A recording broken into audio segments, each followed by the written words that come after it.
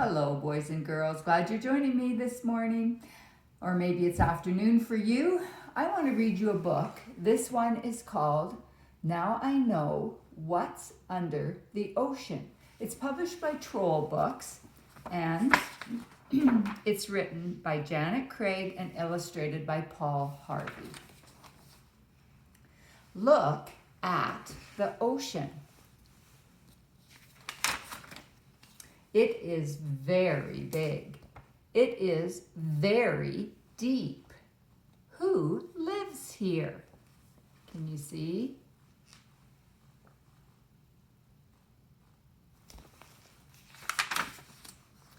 Who lives beneath the waves? Many things live in the ocean.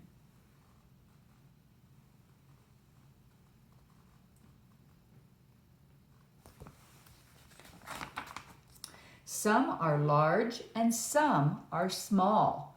Some come in beautiful, bright colors. Do you see that great big whale and the pretty colorful fish up at the top?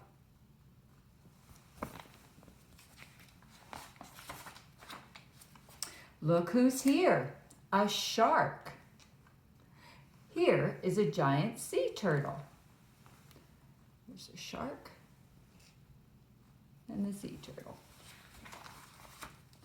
Here comes the biggest animal in the ocean, the whale. That's pretty huge, isn't it?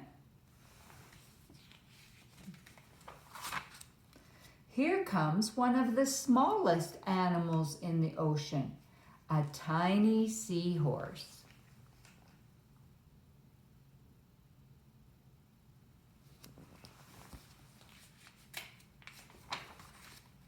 A baby dolphin plays with her mother. They jump up, they dive down.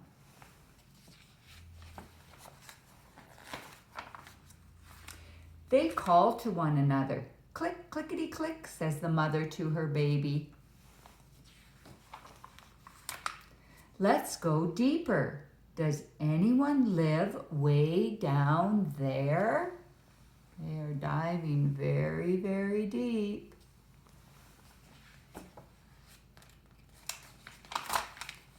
Sponges live here. Corals live here too. What else?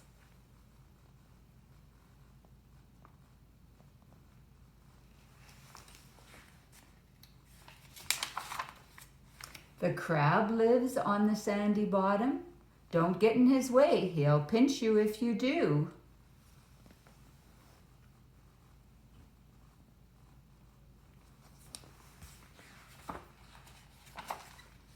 Many, many animals and plants live under the ocean. Can you name some of them? Eels, corals, seaweed, starfish, sea anemone, octopus, lots of things. The ocean is their home.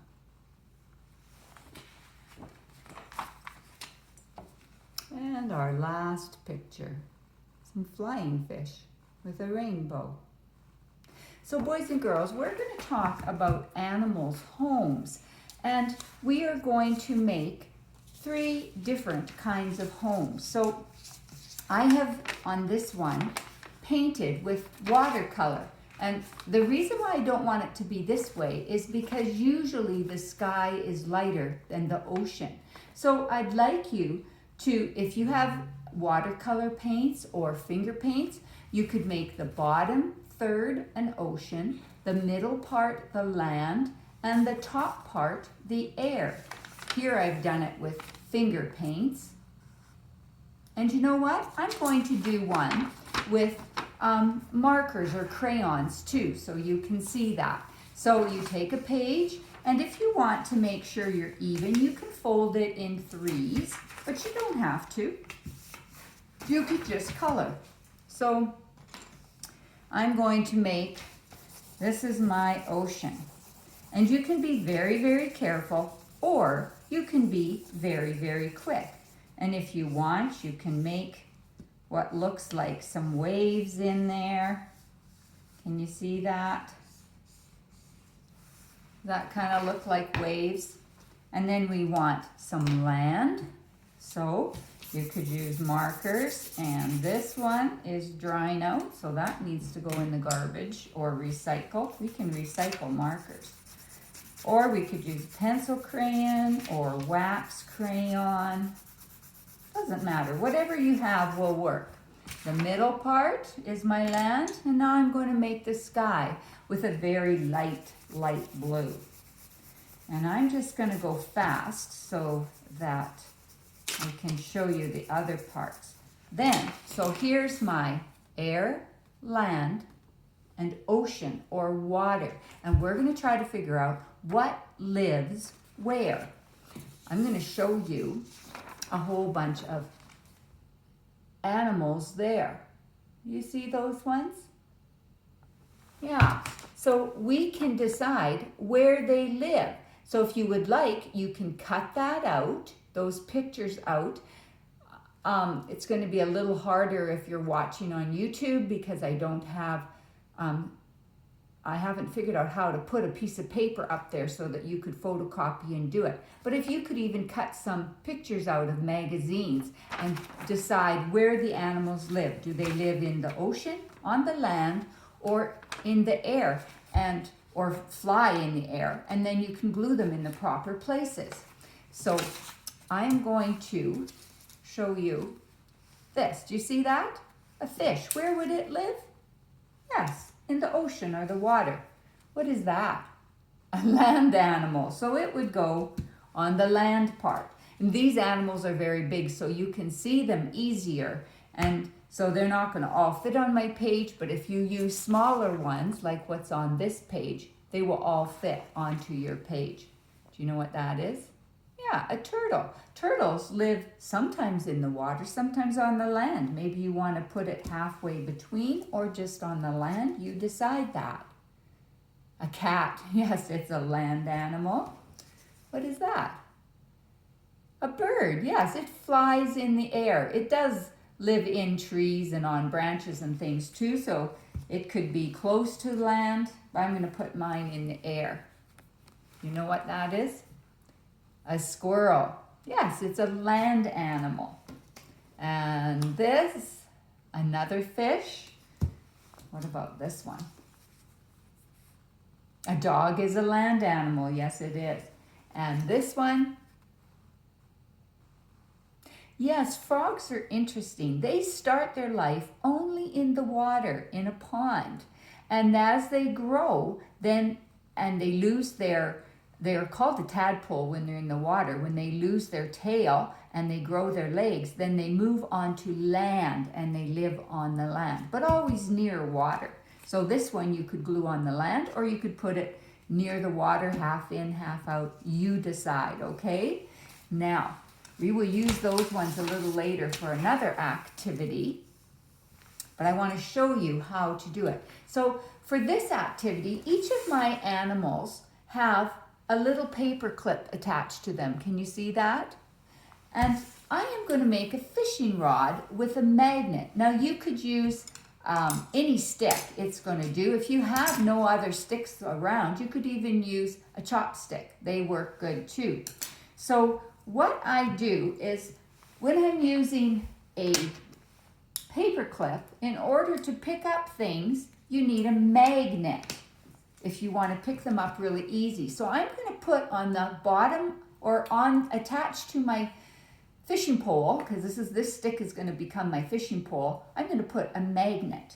So I like to tie a knot in the end of my string. It could be yarn too or thread.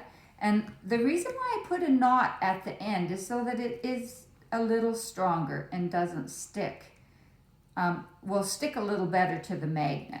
So I'll add a bit of glue and hopefully wait a bit and that will stick. Now while we're waiting for that to stick, I'm going to take the other end of my string and I am going to tie it around my fishing pole. Now if you notice, boys and girls, this is a very smooth fishing pole. if I just use it like that, it would probably end up sliding very easy. So what helps is if you get a piece of tape, and you can tape around the string after you've tied it on, and then it will be a little more sturdy, and then you can fish with it. So here is how I'm going to see. Look at that. Oh, you can't see the colored part. What did I pick up? A squirrel, an animal that lives on the land. Let's try another one.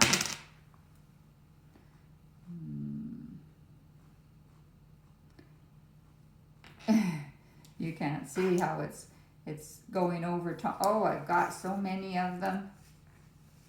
We don't want so many. I just want one. A fish. Yes, I picked up a fish that time. And see if we can get one more. What did I pick up this time? A giraffe. So boys and girls, you can have a lot of fun with making your own fishing pole and then coloring some animals and putting a paper clip on them, and you can go fishing. Another thing I would like you to use for the fishing pole activity is use your letters. So you could write a letter on just a piece of paper with a paper clip on it, or if you need practice with numbers, write your numbers on those pieces of paper and add a paper clip. Or if you need help with learning your sight words a little better, your color words and the other sight words that we have gone over, are and what and you, there's so many of them. Write those on a piece of paper and add a paper clip. Go fishing for them and then tell your mom what word that is when you finally get it on your hook, okay? I hope you will have fun practicing your letter sounds, your numbers, and your sight words, also using your fishing rod. Thank you so much for joining me today. I really appreciate it. I hope to see some of your completed pictures with your animals in their right places where they live or where they spend most of their time. I love you very much. Remember, you are important. You can do hard things. Keep trying. Don't give up. God loves you, and I love you too. Bye for now.